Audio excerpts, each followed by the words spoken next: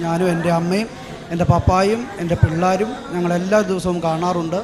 കഴിഞ്ഞ രണ്ടാഴ്ച മുമ്പ് എൻ്റെ പപ്പായ്ക്ക് രാത്രി ചങ്കിനുവേദന ഉണ്ടാവുകയും പനി കൂടി മോർണിംഗ് സ്റ്റാർ ആശുപത്രിയിൽ അടിമാലിൽ അഡ്മിറ്റ് ചെയ്യുകയും ചെയ്തു.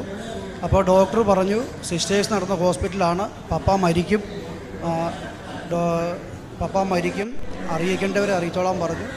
അന്നേരത്തേക്കും ഞാൻ അകത്ത് ICUവിൽ വിളിച്ച് എന്നെ കാണിച്ചു. അപ്പോൾ ഞാൻ പറഞ്ഞു മരിക്കുകയില്ല, കൃപാസനത്തിൽ മാതാവിനോട് ഞാനവിടെ സാക്ഷ്യം പറയും, പരിശുദ്ധ അമ്മ എന്നെ അനുഗ്രഹിക്കും എന്ന് പറഞ്ഞു. അന്നേരം എൻ്റെ അമ്മയും പെങ്ങന്മാരും അളിയനും ഞങ്ങൾ മക്കളെല്ലാം ഉണ്ടായിരുന്നു. മരിച്ചു കിടന്ന എൻ്റെ അപ്പൻ കണ്ണടച്ചു, അനക്കമില്ലായിരുന്നു, വായൊക്കെ തുറന്ന് കാലിന് അനക്കമില്ലാതെ കിടന്ന എൻ്റെ അപ്പൻ ഞാൻ പറഞ്ഞ് അരമണിക്കൂർ കഴിഞ്ഞപ്പോഴത്തേക്കും കാലിൻ്റെ പെരുവിരൽ ചലിപ്പിച്ചു, കണ്ണുകൾ തുറന്നു. മാതാവിൻ്റെ എനിക്ക് അറിയത്തില്ലായിരുന്നു, പരിശുദ്ധ അമ്മയുടെ ഒരു ഫോട്ടോ എൻ്റെ കയ്യിലുണ്ടായിരുന്നു.